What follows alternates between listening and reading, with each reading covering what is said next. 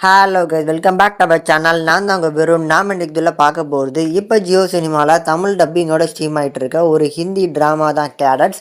இந்த web series எப்படி இருக்குது அப்படின்னு தான் அந்த வீடியோவில் ரிவ்யூ பண்ண போகிறோம். ஸோ இந்த சீரிஸை பொறுத்தளவுக்கு சீசன் 1 8 எபிசோட்ஸ் கொண்டு பிளான் பண்ணியிருக்காங்க.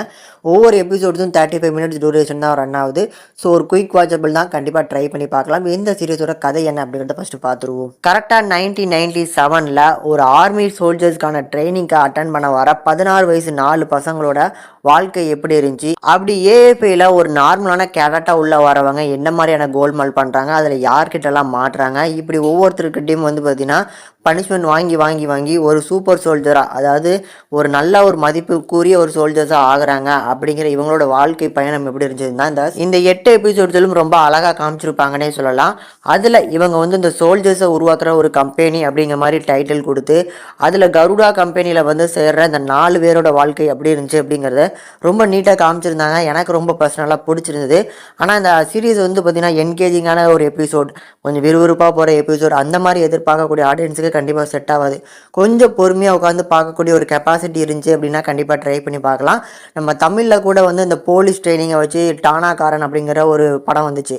பட் அந்த படத்தை மாதிரியான ஒரு கான்செப்ட் தான். பட் இவங்க ஏஎஃப்ஐல எந்த மாதிரியான ஒரு ட்ரைனிங் ப்ரோக்ராம் இருந்துச்சு, அங்கே யாரெல்லாம் எந்த மாதிரி டிசிப்ளின் ஆக்டை எடுத்தாங்க, இது மாதிரி நிறைய விஷயங்களை ரொம்ப சென்சிபிளாக எடுத்து கையாண்டிருப்பாங்க.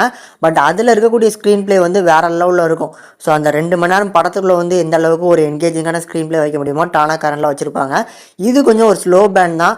அந்த 8 எபிசோட்ஸையும் பார்த்தீங்கன்னா பொறுமையாக போகிற மாதிரி தான் இருக்கும். ஆனால் டீட்டெயிலிங்காக என்னென்ன விஷயங்கள் சொல்லணுமோ அது எல்லாத்தையுமே எடுத்து சொல்லியிருக்காங்க. அதில் எனக்கு பர்சனலாக பிடிச்சது அந்த மனோஜ் அப்படிங்கிற அந்த கேரக்டர் 4th வால் பிரேக் பண்ணுற மாதிரி நம்ம கிட்ட பேசுவார். அந்த பேசுகிற போர்ஷன்ஸில் இருந்து நிறைய இடங்களில் அந்த ட்ரைனிங்கு, அவங்க பனிஷ்மெண்ட்டு, இது எல்லாமே ஒரு என்டர்டெய்னிங்காக கண்டிப்பாக ஃபீல் ஆகும் உங்களுக்கு.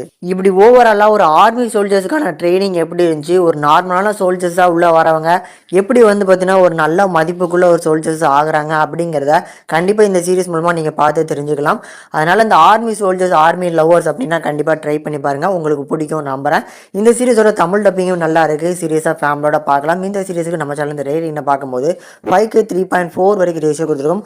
கண்டிப்பாக டீசன்ட் வாட்சபிள், ட்ரை பண்ணி பார்க்கலாம்.